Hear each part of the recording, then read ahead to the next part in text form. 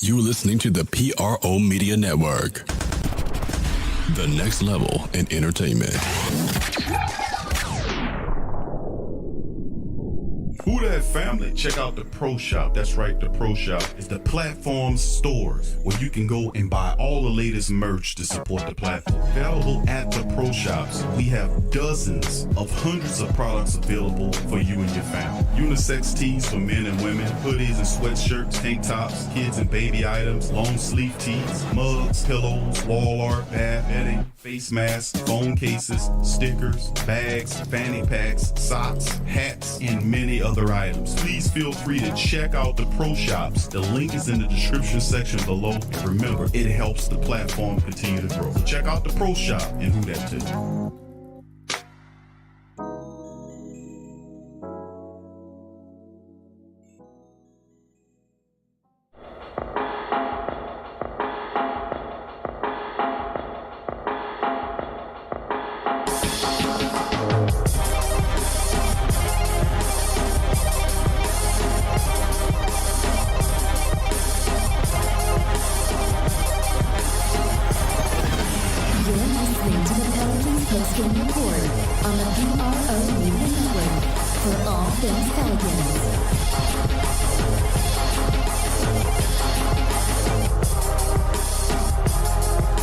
All things Pelicans.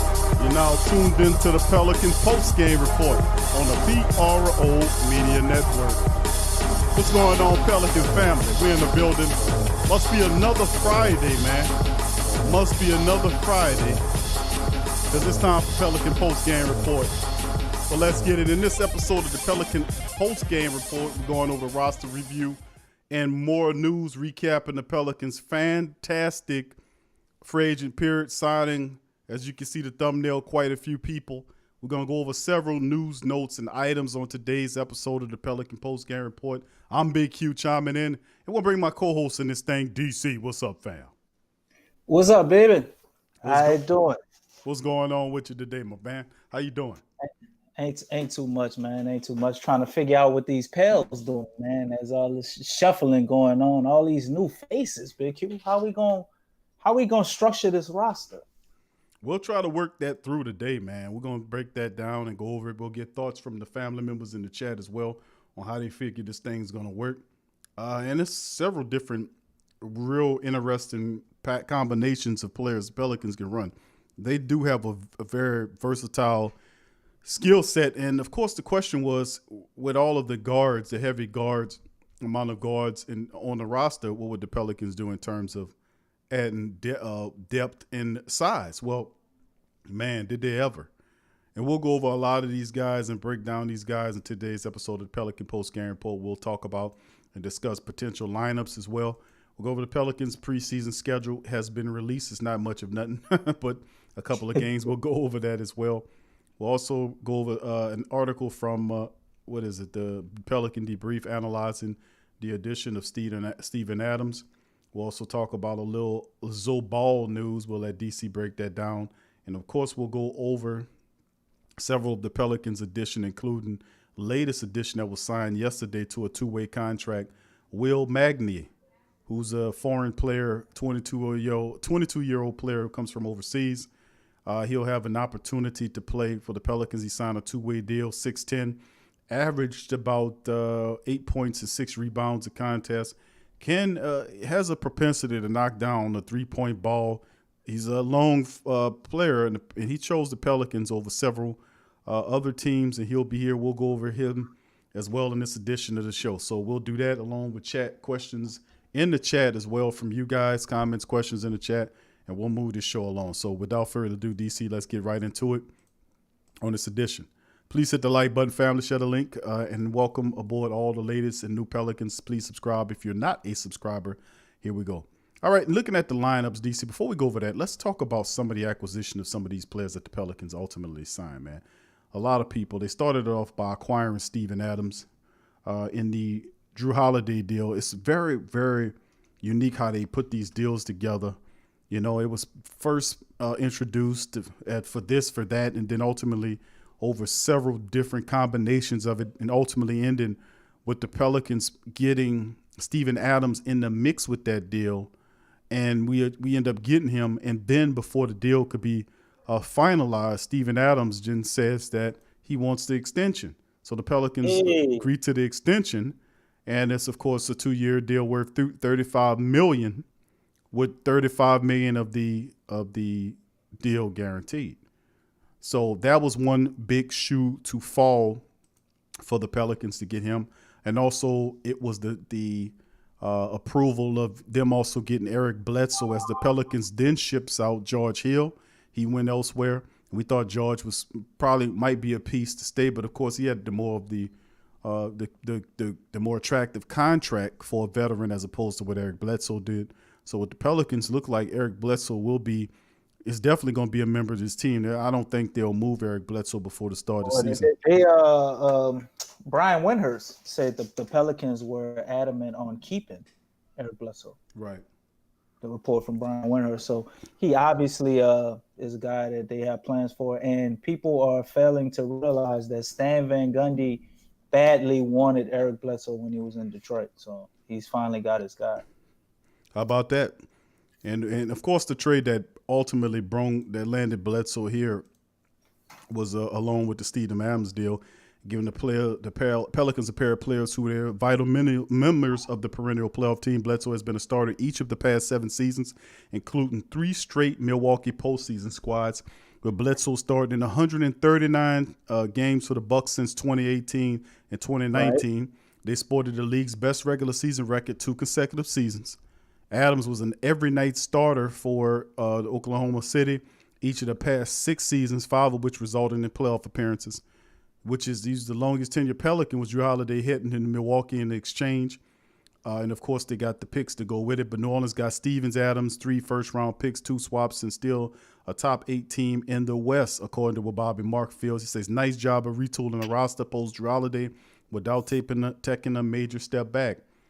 And Eric Bledsoe, don't forget to mention him. Right. Of course, with Bledsoe coming in, he's definitely Bledsoe coming off 2 straight NBA all-defensive appearances, DC. A lot of people don't know that. While Adams has been a defensive focal point in OKC for years, ranking the top 10 in efficiency for 4 consecutive seasons, including 7th last season despite an overhauled Thunder roster.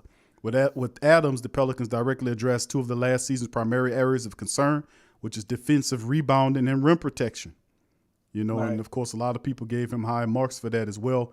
And don't sleep on Bledsoe, who's a strong point guard, a guy that takes his pride in playing defense and can shoot the 3, very comparable to Drew Holiday's 3-point shot as well.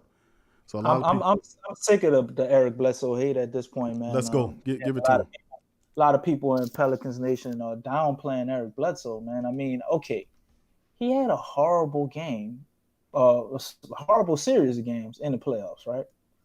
Right. But you got to look at the Milwaukee Bucks and what are they? And maybe they were asking too much of him, or maybe he didn't just show up. Either way, it's a different team, different environment. You should get a second shot. When he played with the Phoenix Suns and they went to the playoffs, didn't have horrible games then. He's putting up career numbers. In fact, that led him to getting $70-some-odd million.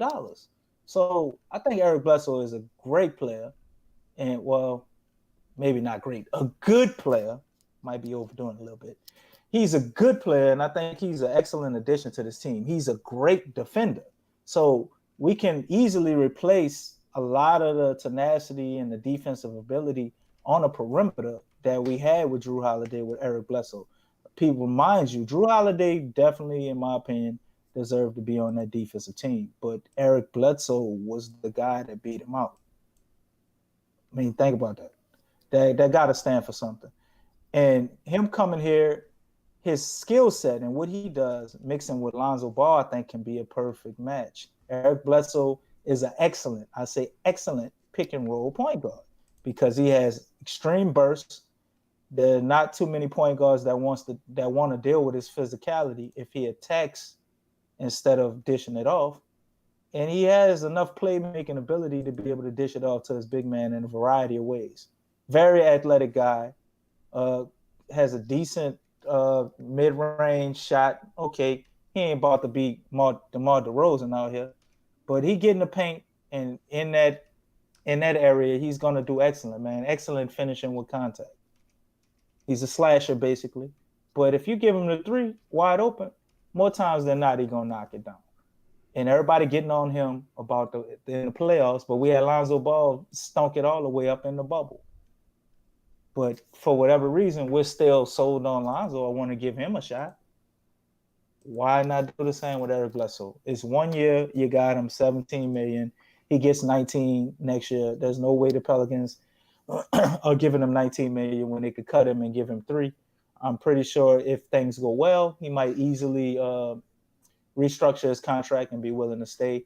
And who knows? Maybe Eric Bledsoe, we're doing all of this and worrying, he might be put in a perfect position to be a point guard off the bench eventually. He's probably going to be a starter in the beginning, but as Kara Lewis gets his stuff going and they develop him, maybe Eric Bledsoe will lead the second unit. And you can't tell me a second unit with Eric Bledsoe, J.J. Redick, and Josh Hart is not exciting. I don't care what you say. All right. Well, you got to agree on a lot of that because the reality is the Pelicans, man. This is an interesting mix of talent and players, man. We cover a lot of these different signings on the Pelican post-game report flashes throughout the week. So we'll keep it moving, and we're going to kind of move over some of these other articles and notes now. Of course, to add to those additions, the Pelicans signed Will Magnay to a two-way contract, 22-year-old center. We talked about him. He was signed yesterday by the team to a two-way contract. According to ESPN, they let us know that 22-year-old posted 8 points per game, 6 rebounds, and 2 blocks, an average of 22 minutes per contest in 27 games for the Brisbane Bullets, which is a foreign team. For those efforts, he was awarded the NBL 20 Most Improved Player Award. And the numbers do not necessarily jump off the page alone. However, realize those statistics represent significant improvement for Magnay's 2018 and 2019, where he was largely invisible with an average of 4 minutes per contest. Not a known commodity to the people in this country, but a lot of people liked this character, and they wanted to try to bring him over. And in fact, Golden State was trying to get him. Dallas, San Antonio was trying to get this kid, and he chose the Pelicans over the Warriors, Mavericks, and Spurs. Now, there was rumors last February that the Golden State Warriors were going to sign him to a 10-day contract, but it never came in to fruition. And what's so enthralling about Magnay, because the athleticism and talent stand out. He's 6'10", where he made 6 of 32 3-point shots in the NBL. A jumper exhibits good amount of rhythm and solid enough form, and they think that they can work with this kid. So he comes here, another 6'10" guy that can sort of stretch the floor. I've seen footage of him shooting. He looks pretty interesting and just pretty much, in my opinion, the developmental big to go along with the Pelicans. All right, let's move into the next one, DC, and I'm going to have you to chime in on all the big men. I'm going to go over them, and then you can come back and, and give you a spill on it. Willie Hernan Gomez, I'm going to have to get that right, signed to a contract, a 1-year contract with the Pelicans. Now he agreed to the minimum to play for him. His brother plays for the Minnesota Timberwolves. He just signed a contract not too long ago, but he's 6'11". A lot of people remember him from his days as a New York Knick. So Hernan Gomez is a 4-year veteran who came to the NBA from Spain after being drafted by the Knicks' 35th pick overall in 2015 NBA draft. Pelicans have signed him for a considerably low value, and he's a good quality player, and he's a huge player. Now, Hernan Gomez he has a shabby 3-point shooter, and has shown the willingness to take the 3-point shot from corners. Wouldn't be surprised if Van Gundy and the rest of the Pelicans coaching staff try to hone that ability. And, of course, 6'11", has good size, 8 points a game, 7 rebounds with 1.3 assists. Not bad numbers for a 6'11" center prospect, a guy that has some experience in the NBA. And the Pelicans get him for a relatively cheap price. So we'll see how Big Willie shapes out for the Pels. Let's move on to some other news that Pelicans signed. So that's 2 bigs, Magnay and Hernan Gomez. So we got Will and Willie. Right. And then you've got, of course, we talked about Steven Adams coming into a fray. So that's all your big men there. And then we're going to add another one. Wenyen Gabriel and Sindarius Thornwell also signed. And according to this, these were really veteran minimum contracts, according to Andrew Lopez of ESPN. And of course, Gabriel, if y'all remember him, he could play the 4 and the 5 for you. I even see him play a little 3. He spent last season in a role with Portland and Sacramento. He averaged 2 points a contest, shot 43% from the field. Gabriel saw limited action. He flashed a unique skill set where he pressed into duty with the Trailblazers. He's a former Kentucky Wildcat. Started 2 games in the 2020 NBA playoffs against the Lakers. He provided quality minutes in both games and finished with 11, 8 rebounds, and 4 assists in both games combined. Remember, he was guarding AD and he was in there jumping for rebounds, making shots. I mean, he impressed me. That's when I knew about the kid, but really seeing he was was up against AD in there. Of course, he did what he could in a limited time that he had. But Gabriel felt the postseason experience was big for his career. He would now take his talents to New Orleans with a chance to see rotational minutes behind Zion Williamson's. He says, "I've got to be physical, but can't walk into people's space," Gabriel said during the playoffs via the Oregonian. "There's different things I can learn. I'm proud, but I'm always pushing for more." Sindarius Thornwell also joins the Pelicans after spending time with the team during the bubble. The former South Carolina Gamecock was a substitute player for the Pelicans after spending last NBA time with the Clippers. And in the bubble, Thornwell averaged 8 points a contest in 17 and a half minutes. He also contributed 2 assists per game and did enough to impress the Pelicans front office that, hey, this guy deserves another look. He's 6'4", Thornwell signed in the G League with the Grill Valley Vipers. He gets another opportunity to stick in the NBA and provide valuable minutes as a perimeter wing this season. Now, Gabriel is a 2-year deal that is reportedly paying him $1.6 million this season and $1.8 million in the second year. Another cheap contract, almost similar to what Okafor was. Thornwell is slated to make $1.6 this season and was a 4-star recruit in 2013 recruiting class. Remember, he was big in the SEC last year for the team. And that's the great thing about Sindarius Thornwell, man, is that he could shoot. Of course, he didn't exhibit a lot of these qualities NBA until last year and given the opportunity. But, man, this guy out there, SEC, he could ball. So, I mean, he can play. And, of course, the Pelicans selected Kira Lewis with the 13th pick overall. He's flash, guy, super fast, gets to the court from coast to coast, gets to it, to the rim. I mean, he has a decent 3-point shot, laser quick, lightning fast, and he's an interesting mix to go along with the rest of these guys. So it's really interesting. And then finally, we talking about guys that bringing in. How about Najee Marshall, another 2-way gem the Pelicans were able to find from the University of Xavier. They picked this guy up, and they're expecting him to be something as well. He could be a stealer, they calling him. And most recently, the Miami were able to find Duncan Robinson and guys like Kendrick Nunn on the undrafted scrape heap, excuse me, and both were solid contributors on the team that just made the NBA playoffs. And, of course, remember Fred VanVleet was also undrafted, who signed a huge contract with the Raptors. They're hoping that they found somebody like this with Najee. He's a wing out at Xavier who have signed to a 2-way deal heading into training camp. And most two-way players are long shots to make the rotation, but due to a lack of wings on this roster, Marshall might actually stand a chance of being in the rotation, especially if he can impress with his defense. And his strengths and weakness of Najee Marshall's game. First of all, he's long, 6'7". He's a 6'7" wing. And that's ideally the size you want him in. Who could have went in the first round of the draft. The knock against him at age is 22. He's an older prospect. He played 3 seasons at Xavier, just a little season. He also has some skills that should translate to the next level. He's a skilled passer who averaged 4 assists per game in college. He's smart with the basketball. He's adept at getting to the rim and can finish with either hand, showing nice touch around the hoop. But his calling card is his defense. Marshall gets it on that end. He can defend 1 through 3 with active hands, quick feet. He averaged 1.3 steals per game while leading Xavier's defense with plays like that. Marshall is also the type of guy who could take on the challenge of defending the other team's best player. He plays with energy and intensity. He's also a very good weak side shot blocker and can be disruptive as hell closing out shooters on rotating help. He's one of those guys who could do a little bit of everything.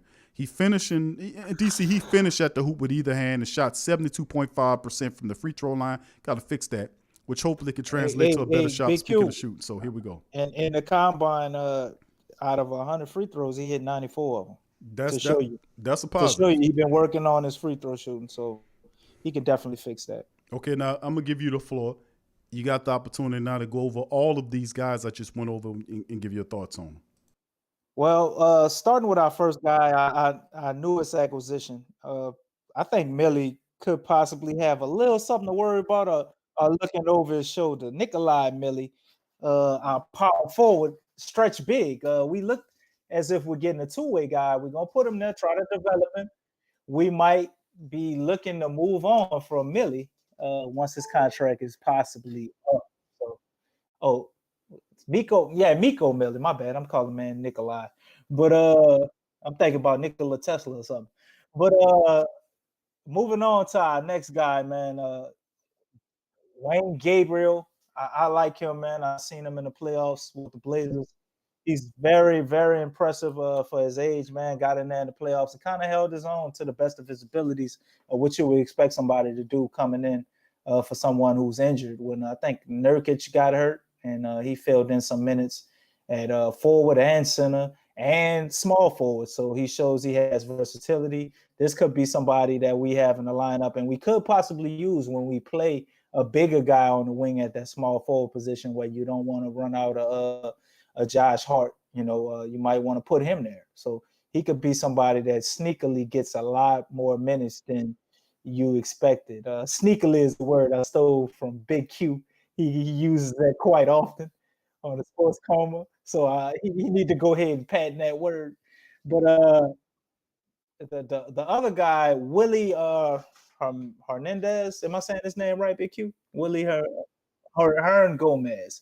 Willie Hearn Gomez is another person that he could possibly be somebody that we have in the wings. It's like we're covering our back in case guys don't work out. He seems to be another big that has the potential to possibly be able to shoot and play some center. His defense isn't all that great, but he's very smooth on the offensive end, showcasing some post moves. Not a big old toolbox of them, but he's very fluid. He's smooth. He's athletic for a bigger guy, and he shows the ability to be able to go out there, and hit the three. So he's another acquisition, man. I like the depth we're building. It's a lot of these guys, they don't have a set role. They don't really know what to expect. They're getting paid the vet minimum. They're getting guys that's going to be hungry. They're going to come in there and compete against guys that believe they're solidified. Obviously, we have a lot of turmoil on our front court. And I think a lot of this is Millie and Hayes. They're trying to push them to potentially be what we think they are or take their game to the next level. So I think getting these guys will definitely help with that. Then we also have Nigel Marshall. I really like him, man. Big Q, I had to cut him off and talk about his free throw shooting because the guy went the combine, hit 94 out of 100, after shooting 72. Show you've been working on it. They say he's not a great three-point shooter, but when I watched the tape on him, a lot of it was he was the guy, on the team trying to create shots and, in my opinion, sometimes do a little bit too much. So I would like to see what he looks like taking shots that are open. Like he played with somebody like Zion, Ingram, and Lonzo Ball can get you the ball from just about anywhere. So if he takes those shots open, what they look like, I think he may be a little bit better shooter than people are anticipating. He's a two-way guy there for depth. If I experiment, I guess, at the wing, doesn't work because it looks like Josh Hart is probably going to be the backup wing. And I guess maybe, like I said, they might throw I'm pronouncing my man's name wrong, Gabriel, but Wenyen Gabriel, right? Wenyen Gabriel. I got to learn his name because I like him, and I think he's a guy that's going to be good for a long time as a rotational piece. So if our experiment doesn't work out with those guys, if somebody gets hurt, Sadarius Stonewall can't step in at the three either, which we're going to run a lot of three-guard lineups, it appears, as well. But if all of that goes left, you throw Nigel Marshall out there. He's a traditional small forward, traditional three, and he could possibly work. And the last guy, Sadarius Thornwell, man, he had a legendary career in college, man. He took the Gamecocks to the Final Four, and everybody thought he was going to be possibly one of those guys that could be the next big thing for as a role player in the NBA. And kind of bounced around a bunch of G League teams, Cleveland, and He was over there with the Clippers, and we finally got him here. I mean, he was dropping 8 points in the bubble. From what I could see, looks like he has a real smooth shot. Player that plays under control. He looks as if he's been on the court, or kind of like an experienced vet type vibe that I get from him, even though I know he ain't been in the league that long, but he looks very composed. I like that about him. And I'm really looking forward to seeing what else his game has to offer. I mean, we signed him to the active roster and not a two-way guy, so he's obviously going to get some minutes. And I don't think he's going to disappoint. I mean, he has a shot, and based on what we have, we need somebody who can shoot. So we got a lot of guys that's going to create a lot of havoc, that's going to be out there in the starting lineup. And even when you go to the backup unit, we still got some guys that's going to shake some things up. So you'll be able to get open shots. And if he can knock down those open shots and hopefully expand his game and show what else he can do, we might be into with a little bit of surprise with Sadarius Stonewall, because he has a big reputation from college, man. He got a lot of followers all around the league. Everybody remembers what he did, getting the Gamecocks to the Final Four where he was balling out. So if he can take some of that and transition it over to the NBA, man, lucky for us.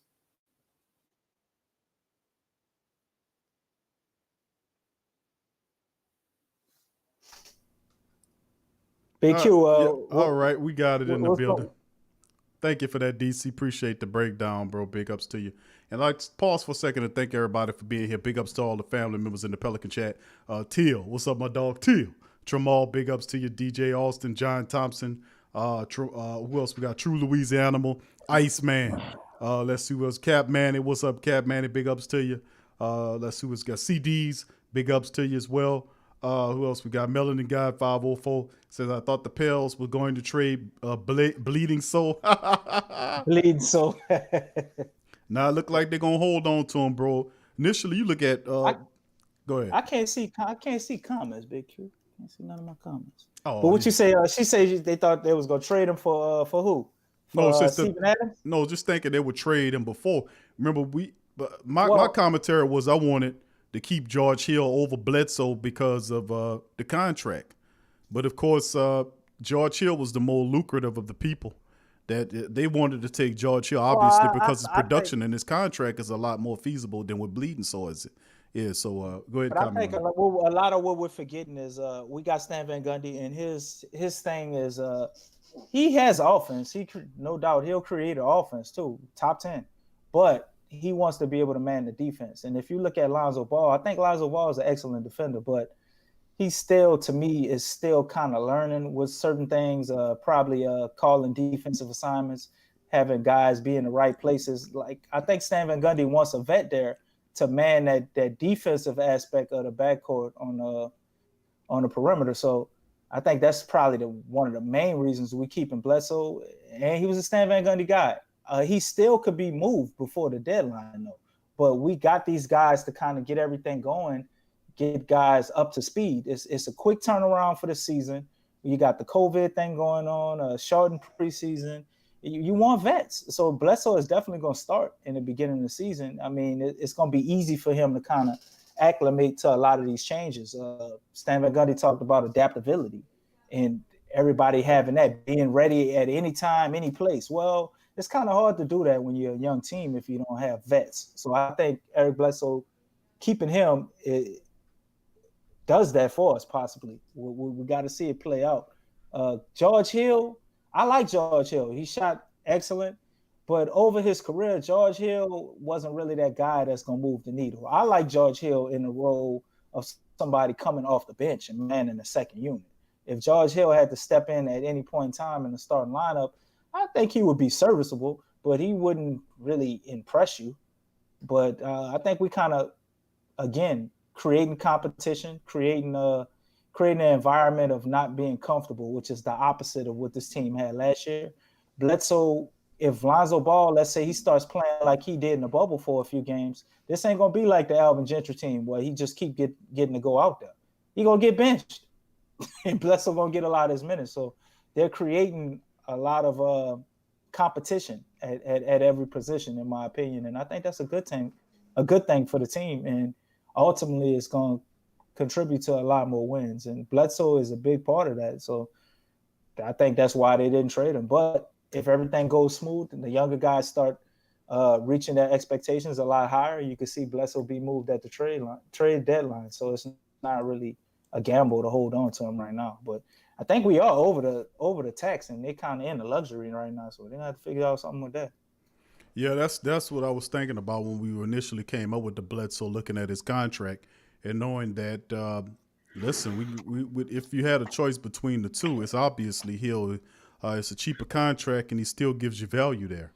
Bledsoe is he is a physical guard who can knock down a three, and he does play good defense, and he's just somebody. We're just gonna have to keep an eye out. Like I said, and of course they did remark that they're still adding pieces to it, and anything in play. If you ask me, we'll see how it all shakes and how it goes down. But man, we'll just have to keep an eye on it. Thank you for that, Melanin God. Also, big ups to the rest of the family members in the chat, Yui and Looney Lorette. Thank you for joining us here. Big ups to the rest of the Pelican family members in the chat. Cap Man, it says he could get better with good coaching. His shot selection is good, but has a slight hitch in his jumper. It's kind of ugly. And a lot of people don't like the move by Hernan Gomez to get him, and we'll see, man. I mean, what everybody was saying, Steven Adams doesn't stretch the floor. Steven Adams he's gonna block up stuff for Zion, which I don't believe that, but everybody's talking about that. Well, the Pelicans went out and they signed two guys that have the ability to stretch the floor. So I mean, I can't be mad at him for getting a backup center and they got stretch the floor. That's and the DC. Listen, Jackson Hayes. And DC, these dudes, these bigs that they have that can potentially stretch the floor. They're coming at a cheap price. Remember, the Pelicans are trying to work a little magic here after giving up that massive contract to Brandon Ingram. So I mean, they obviously try. And then of course the big extension, the guaranteed money, the 2-year extension with Steven Adams. Then you get the big fat contract out to BI as well. So Pelicans signing veterans that they believe will help them move this team ahead at pretty at minimum contracts, as like we just gave you Wenyen Gabriel and Cedarius Thornwell's contract, as well as Hernan Gomez's contract. And of course we know that Najee Marshall's contract is going to be super cheap, as long as Magnator, the foreign big. So I mean, they're getting value the best way they can, but I do like the roster of what they're doing. Steven Adams is a guy like you talked about who can pass the ball. He's mobile. He can move up and down there. He's a monster in the paint. He's a brute. He ain't gonna let you just put up stuff on him. He also specializes in the stick backs. He out hustles damn near everybody out there, and I think he'll work well with the Pelicans have. And he answers the issues they had in the paint defensively, with some bitches walking up and laying up the ball, walking up to the cup with easy layups. That you don't get that easy here with Steven Adams there. So I can appreciate that. And then another one of these under the radar signings you're going to be talking about Wenyen Gabriel. Let me tell you something. That guy right there, super hustler. He can guard multiple positions. He's still working off his offensive game, but he's full of energy. He's just a physical big that can play a different role for you. And I'm telling you got to watch out for that kid. You talk about an intensity that they're bringing, guys like Adams and Gabriel. You bringing guys right here that have a propensity on the defensive side of the ball. They have an attitude about them, and I like what they're attempting to do by building these guys. DC, comment on what I said that we're going to finish out with the rest of our articles. Man, you basically just said what I said, other than Steven Adams. But, I like Steven Adams, man. I think he brings a lot to the table, and it's a very smart decision to get him with the development of Jackson Hayes. People forget, even though Zion is amazing, he's still got to learn traditional, simple, big things in the NBA about being a big man, like setting screens, like boxing out properly, like professionalism, knowing how to handle the enforcer type role. You know what I'm saying? Steven Adams is a guy that can kind of be an enforcer without giving you the overly, I guess, nasty stuff, or people would consider, I guess, thuggish or whatever you want to call it. But you need an enforcer. Steven Adams was definitely an enforcer, but he's a nice guy. But he's like 7 feet tall, 250. So even though he's a nice guy, people don't really want it with him like that. Nah. Probably one of the strongest guys in the league. So right. You remember when AD was? You remember AD when Elvin Gentry had Anthony Davis playing at the center position, and he had to play against Steven Adams. You remember those games? Vaguely, I remember him, but I Man, know AD could not box him out. I remember couldn't that do a part. damn thing with him, bro. AD looked like he was leaning up against trying to move a brick wall. Couldn't do He nothing wasn't with going him. nowhere. Right, he He couldn't looked do nothing goofy with him. trying to box out Steven Adams, man. But I do remember that. I seen a lot of altercations that he had, and just man, some screens that this guy has set. I mean, he was it Rondo, I think Rondo and Patrick Beverly, man, completely leveled them, bro. They damn near put these dudes out the game for a couple of plays on a screen. So he a wall, bro. man, you doing that, and he shows Zion how to set screens like that. Not that Zion already set hard screens, but he shows Zion how to improve the fundamentals of his games for his movement and handling things as a big man, being a playmaker, better defensive rebounding. He could teach Zion a thing or two about offensive rebounding, even though Zion is pretty amazing at it with his second jump. Steven Adams ain't got no second jump. And he's still like up there in the top 5 in the NBA in offensive rebounds. I think he might be number 1. So other than who's number 1 other than Zion, if you were gonna count him? I know Steven Adams up there. You remember anybody else in particular? Oh man, it was a 3. It was Zion, Steven, and what was the third one? I can't remember, man. We just covered this. Was it Rudy? I'm not certain who it was. We just covered it last. I think it was last week when I was reading that article, and I know Zion was up there. Then it was Steven Adams, and I forgot who the third one. I think you're right. I think it might be Gobert. It might be. Okay. Then we forgetting Steven Adams has an excellent. He got a little hook shot going. He got a little push shot from the free throw line. I've seen him knock down some threes. The dude is absolutely awesome. Throwing the ball down the court. Yes, he throws the ball down like the a court quarter. on inbound plays and on rebounds, and hits people in stride perfectly. Sure does. He can actually dribble a little bit. He's a lot more athletic than he looks. He will blow past you and dunk on you. Steven Adams has a lot of different aspects to his game. We'll challenge you at the rim too. Challenge you at the rim. He can finish with his left or his right hand. I don't know if y'all know. That's a big deal for a big man. They got a lot of big men in the league can't finish but only with one hand. So, Steven Adams is definitely a better player. Don't forget the longevity. Definitely got longevity. And this is the number one thing that I love as a Pelicans fan. If y'all been a Pelicans fan when we was the Hornets, and you see what AD went through and all the players he had, Steven Adams does not get hurt. I repeat, Steven Adams does not get hurt. He's durable. So he can anchor the defense, and not only can you depend on him to be there, but you can depend on him to help his teammates be better as well, because he don't care about stats. Totally selfless. Until he get his money. He wanted his money though. Let me get me. You can't blame the man for that, bro. He got kicked out of the only place he knew. If you look around and see what a lot of those fans were saying, everybody was sad to see Steven Adams go. As a Thunder fan, they all had nothing but good things to say about him. A few threw jabs saying, he's not what he used to be. I think the Russell Westbrook era took a toll on him. He's not as athletic as he, stuff like that. But other than that, man, they were all sad to see him go, and they were mad at Sam Presti for getting rid of Steven Adams. They say they should have been more loyal to him. He was the heart and soul of our team. This is coming from the fans. Well, let's keep it moving, man. And I'll say we got a steal with Steven Adams. 2-year extension at $35 million. The block up the middle for you of Zion Williamson's BI and all the listen. This is the sort of something really nice right here. I like the direction in which we're going, and then throw that young guy in there. Plus, you got guys like Josh Hart and JJ Redick still there. So I mean, the Pelicans, man. Listen, this looks pretty good right now. So let's keep going, man. We're gonna analyze some of the. Actually, let's start with the Pelicans' preseason schedule. It was announced today that the Pelicans will open the preseason with a road contest against the Miami Heat before playing its only preseason game at the Smoothie King Center on Friday, December 18 against the Milwaukee Bucks. And, of course, the broadcast information we'll give it to you later. But December the 14th, Monday at Miami, American Airlines Arena at 6 p.m. And then, of course, December the 18th, Friday versus Milwaukee, Smoothie King Center at 7 p.m. Of course, that information will be provided a little later as we get close to those contests. Now, to go over some other news here about Lonzo Ball, this is another article that was sent over.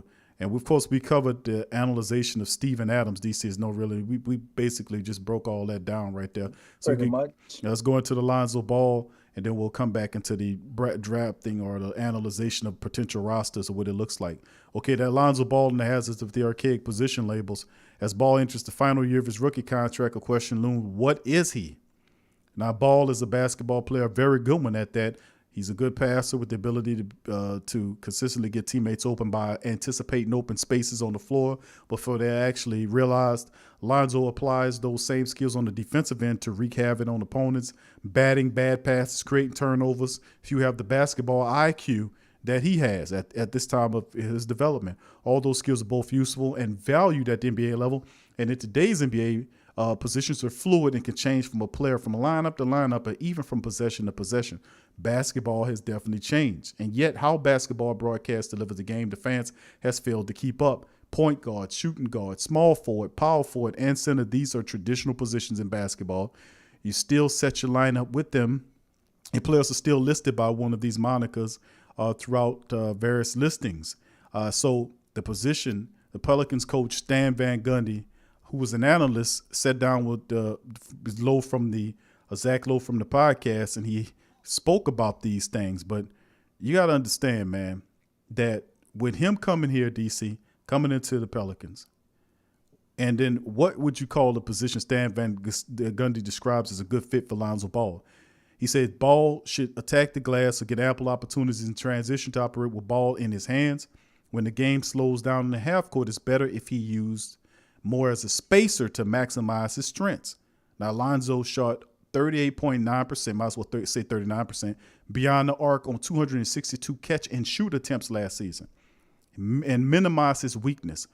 33.3% on 359 drives with 47 assists against 46 turnovers. So what is Zoe Ball?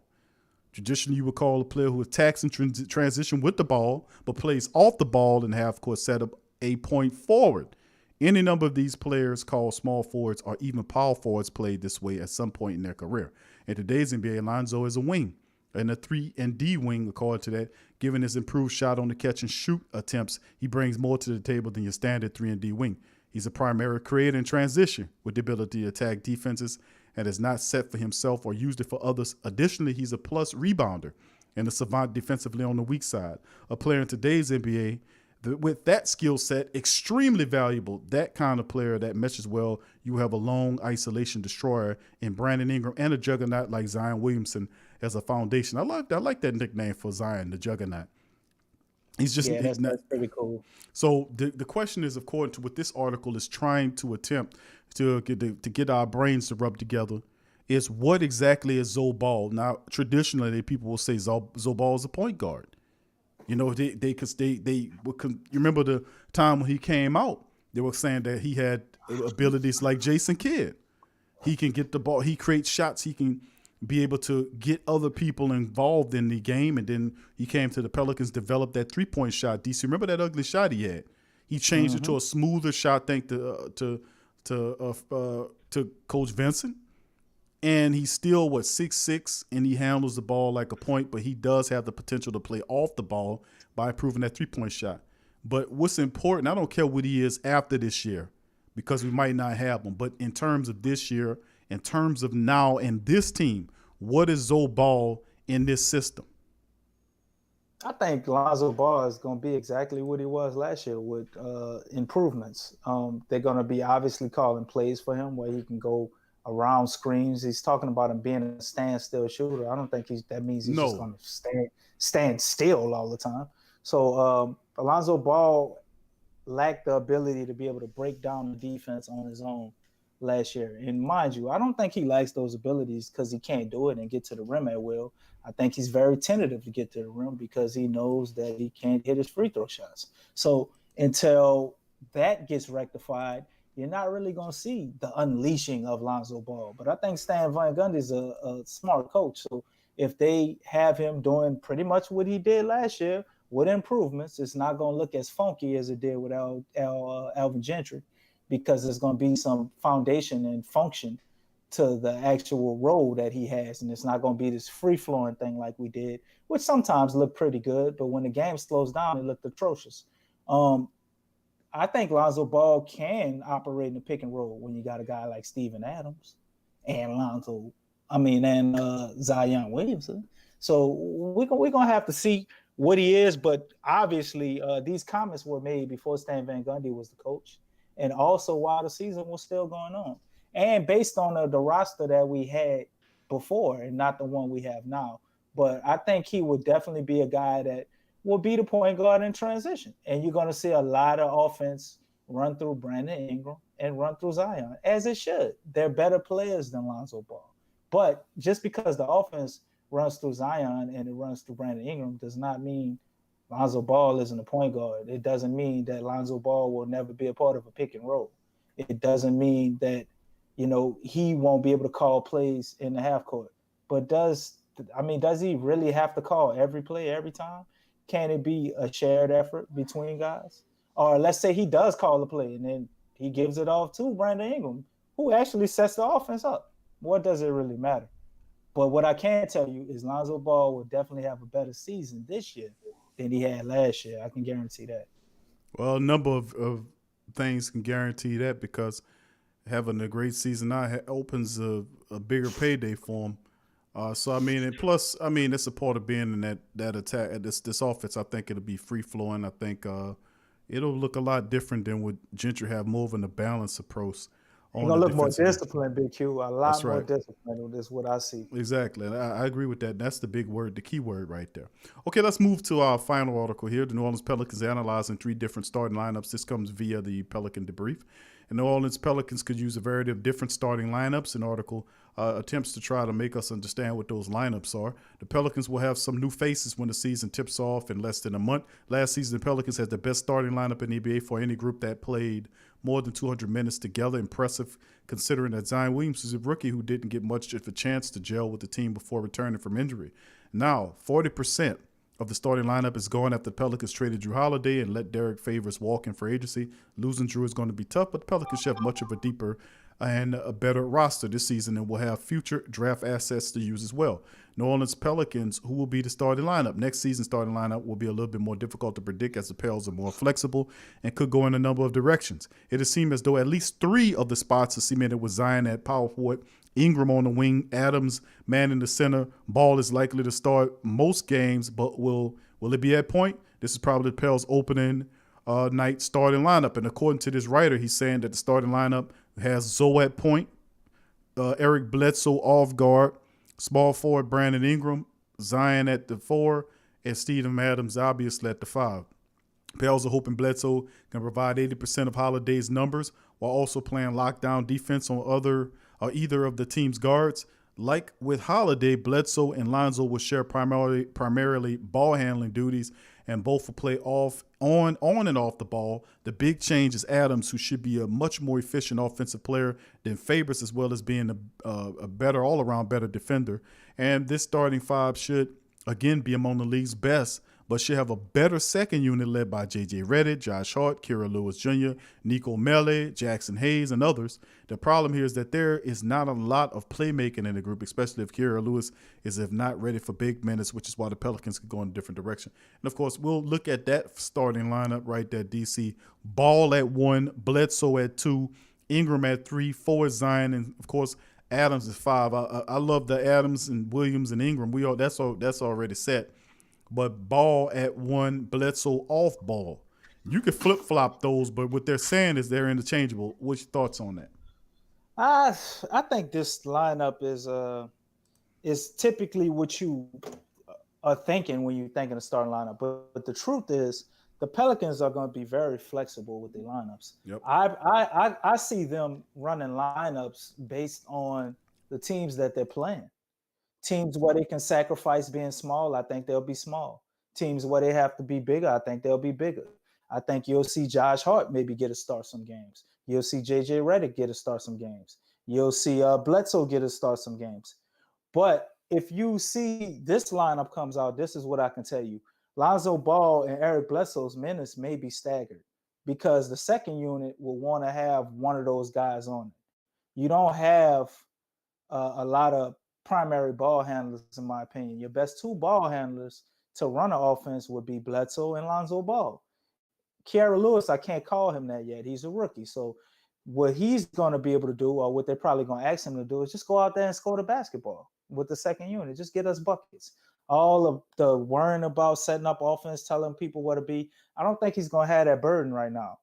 So I think you'll see Lonzo Ball, even if that is the starting lineup, I think you'll see Eric Bledsoe and Lonzo Ball kind of stagger, get the minutes staggered. Like he might start, but 5 minutes into the game, there might be a substitution and JJ Redick comes out there and Bledsoe goes to the bench. Then when it's time for Lonzo Ball to take a break, Bledsoe's back out there at point guard. You get it? So that's kind of what I see going, and I think that could possibly be the starting lineup, but I don't think it'll be the starting lineup every game.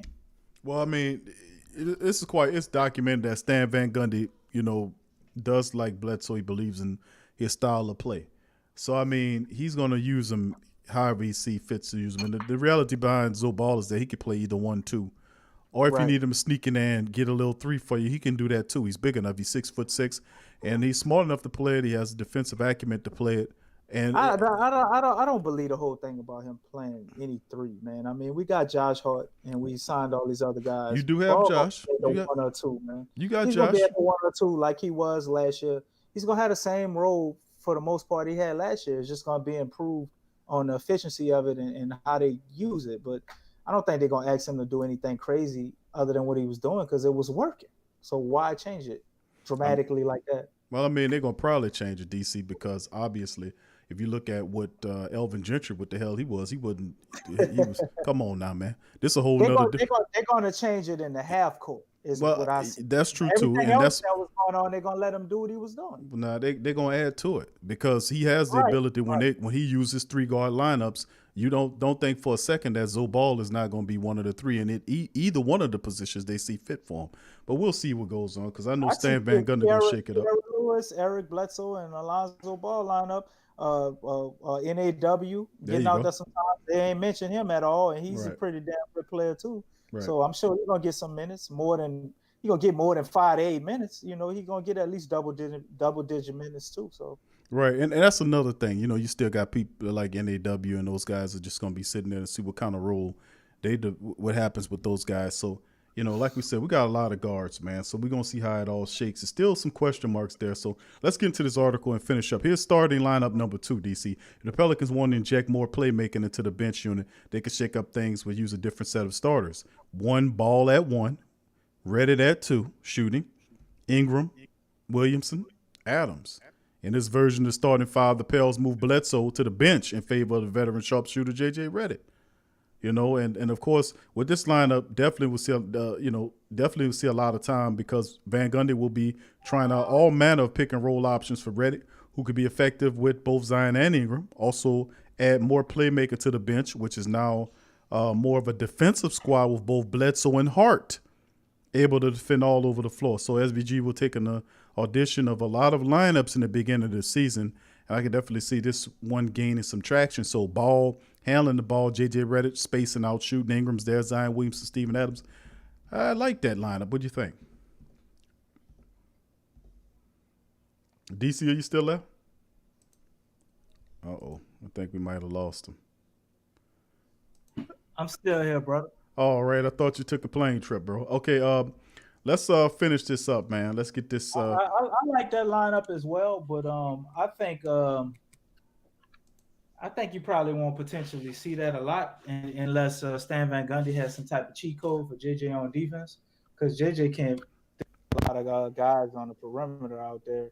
So I don't think we'll see a lot of this lineup, but in a game where we don't have to be focused on defense so much in the backcourt, I think this would be an excellent lineup because my dream scenario would be for Eric Bledsoe to be like a kind of 6-man or more of a 6-man than JJ Redick, in my opinion. I think that would probably give us the best possible chance to win. And maybe what they were thinking at in drafting Kiara Lewis. Let's say we hold on to a lot of these guys. If Kiara Lewis is what we think he can be, he could potentially wind up in the starting lineup. and you have a guy like Eric Bledsoe coming off the bench, and you're finishing out the game with those three. Or you could have JJ Redick starting in some games, like we see in this lineup, and that would be a deadly lineup for as shooting is concerned. And I think the offense will get it going real early, and then you got all the energy, everybody's fresh, so the defense is obviously going to be up to par at that point. So I think it's an interesting lineup. But if you're playing somebody like Kawhi Leonard or something at the two, there ain't no way in hell we start JJ Redick. Yeah, JJ does provide the shooting that you're looking for, but he, even though he tries on the defensive end, you might want to look in another direction. But as far as them spacing the floor, JJ Redick is he's one of the perfect weapons for that. Let's look at starting lineup number 3. Pelicans has a lot of options for the starting 5, and they could promote Hart into that role. Now that's interesting. Hart was a glue off the bench last season and has proven himself to be a versatile player on both ends. And he really fits well with the combination of you have Ball handling the ball, Josh Hart at 2, Brandon Ingram, Zion Williamson, Steven Adams. Now this lineup would be extremely versatile, as Hart can defend both guards and wing, and would allow Ingram to take less of the less offensive player. This lineup will be a bruiser lineup without as much floor spacing, but could potentially be elite defensively and practically impossible to stop in the paint. The bench would then have Bledsoe and Redick balancing the offense, defense, and guard positions, although they would have to go small with no real backup for Ingram. The truth is the starting lineup only plays together at the beginning of the game and half, and, of course, Stan Van will be using a variety of different lineups and styles throughout the game. Now, the Pels have personnel to go big and physical or try to run on other teams up and down the floor. So it'll be interesting to see. The Pelicans have a lot of new faces and opportunities coming. But the lineup and starting lineup number 3, which is Ball, Hart, Ingram, Williamson, Adams, is intriguing because it does give you the defense that you seek. What do you think about that, DC? All right, we having problems with DC's Skype right here, so we'll just keep on moving along right here. He'll pop in as soon as we get him reconnected. All right, let's keep it going, family. Once again, big ups to the family in the Pelican chat. Thank y'all for joining us for this installment. Please hit upon the like button. If you hadn't already hit the like button, please feel free to hit the like button as we are approaching an hour of straight-up Pelican talk for another week. And I'd like to thank everybody for joining us in this Pelican Post-Game Report edition. So big ups to the rest of the family members in the Pelican chat as well. C. Diaz says, who do you think our backup point guard is? We got to look at them if they're playing Bledsoe and Ball together, and whether if it's at the 1 or 2, you got to look at the 13 overall pick in Kira Lewis. I mean, you have to, because sooner or later they're going to have to get these guys minutes. And, of course, we know David Griffin and Tranger Langdon love this kid, and they won't stand band to get this kid minutes and get him ready. And obviously he's the future of the point guard position for the Pelicans.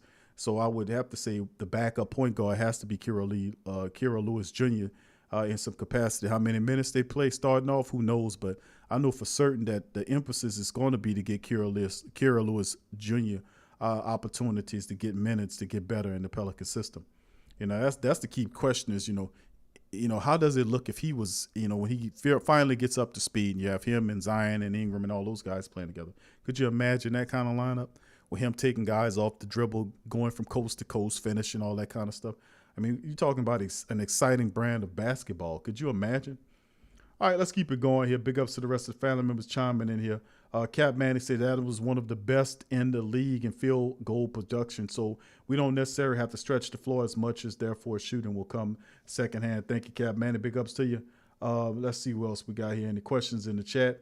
Melanin says Adams is like an enforcer. He can really help Zion when teams try to get physical with the young man. That's right. That's the great thing about him. Not only the longevity, the fact that Steven Adams doesn't get hurt. He's super physical, knows his way around the offensive and defensive boards, gets those stick backs, gets shot blocks, will challenge people at the rim, and knows how to box out. He knows how to position himself to get those offensive rebounds and stick back points. So, you don't even have to run any offense for this man, for Steven Adams. He gets his points off of garbage, just cleaning up the garbage, cleaning up the glass. he gets glass points, you know, offensive and all this kind of stuff, the stick backs and roll into the basket. He gets his points the hard way. And that's the great thing about Steven Adams that I like a lot, man. His toughness, the fact that he's there, and you're not going to get an easy opportunity to score around the paint like they did in Elvin Gentry's his style of system. All right, let's keep it going, man. Big ups, Catman. So I think Ingram shares the ball with Ball a lot. Truly's Animal says Giant Facts. All right, Melvin says, Cap, I'll take 14 points a game from Lonzo. He's better than 2 points, 5 straight games. His offense has to be better. Supreme Josh. What's up, Supreme Josh? Big ups to you, fam. Catman. So let's swap out JJ for Lou Williams. I don't think they go for it. I know that probably the Clippers ain't gonna do that move. Jamal says Terry Rozier had trade rumors going to us. I don't know how true that is. I really I don't see why we would trade for scary Terry Rozier. I mean, you know, I've seen those same rumors. I just don't think they're true. Josh says JJ has got to cut down on his turnovers. Also, a Melanin guy says, I would love that addition. Rozier plays hard. I don't know about that, man. I know I do like Rozier. I just don't know about them for him having him here. NAW reminds me of Monte Ellis, says John. Wow. That's a major compliment. Monte Ellis was a hell of an offensive scorer, man. Monte will jack that ball up in your face, knock it down your face, 3-pointers, all kind of stuff. Monte Ellis was a beast when he was with Golden State. He went to Denver, a few other teams. So yeah, we'll bring throwing a little old school name back there, John Monte Ellis. Big ups. All right, okay. Now that's that. Wait, hold up, Big Q. I wanted to say what I had to say about the last starting lineup, and I guess just closing out comments. The last lineup with Josh Hart, I know I'm a little late, had some issues, but Josh Hart, I think, is probably one of the best people to put in the starting lineup, man. I know the show is almost over and I'm late on saying it, but I think he's probably the most flexible and versatile person to put in the lineup at the number 2. Better defense than JJ Redick, obviously, and better shooter possibly than Eric Bledsoe, or maybe not, but he's definitely a better rebounder. I don't think we lose a lot by starting him, and you have way more powerful bench, man. So it'd be interesting to see if we roll out that lineup, bro. But y'all over here seem like to be on it with Steven Adams, man. I think it's going to be an excellent acquisition. We definitely needed to get that out there on the show because a lot of stuff I'm hearing, and a lot of people are anti-Steven Adams, man. I don't know what I don't understand. What is all that about? Adams, Steven Adams. What is the hate about? He doesn't shoot 3-pointers enough. He's not a spacer, Q. So obviously in the league, the only way you can win if you have a center that shoots 3-pointers. And I only know maybe about 3 teams that got one. So I don't know what the rest of the teams in the league are doing to win games. But apparently, if you don't have a 3-point shooting center, you can't win games. Well, I don't know how is that true, but you need spacing around Zion. That's the only way. Is that the only way to go? The only way you can have spacing is if you shoot 3-pointers. Q. Don't argue me about it. Don't say anything else because it's wrong. You can only create space with 3-point shots for some reason. Well, the hell with motion offenses, the hell with screens and pick and roll. The hell with common sense. I mean, listen, none of that don't work. Well, listen, that's going to do it for another excellent episode of the Pelican Post Game Report. I'd like to thank all of you guys, man, for tuning in the Pelican Post Game Report tonight, man. Another fantastic show. Thank you guys for being here. Please hit the like button. If you're not a Pelican subscriber to the Pelican Post Game Report, hit the subscribe button, hit the like button, and share the show on your social media feeds. I'm Big Q. My dog DC is the co-host. So I thank y'all for joining us tonight. We'll be back later on next Friday for another edition of Pelican Post Game Report. So hit the notification bell as well because you might get a Pelican Flash Report during the week just to keep you up to date on all things Pelicans. From me and DC, thank you for joining us. Peace! Remington Tax Solutions is a company that, together with their partners, provide virtual tax consultation and preparation for individuals, small business, and nonprofit. They also provide notary and a host of other business-related services for their clients. Their associates provide a systematic yet very client-centered approach to their services. They offer the industry knowledge and insight to help solve your most complex tax issues. At Remington, their currency is time, the one resource that cannot be replenished. For that reason, they utilize the simplest and most effective forms of technology to make their services faster and more efficient. No need to wait in the office until your taxes are completed. Simply upload your documents via the Taxes to Go app or via their client portal, and they'll take care of the rest. Remington Tax Solutions is a member of the National Association of Tax Professionals and participates in the IRS Annual Filing Season Program, which is a voluntary tax education program to stay abreast of the ongoing changes in tax legislation. Remington Tax Solutions has a strong connection to the communities in which they serve. It is a part of their mission to make a positive impact on the lives of their neighbors. So, if you're looking for a reliable, effective, and trustworthy tax preparation service, Remington Tax Solutions is the business for you. Contact Remington Tax Services at their number 682-307-4410 or simply go to remingtontax.com. That's remingtontax.com. Remington Tax Service, virtual tax preparation for the individual and small business.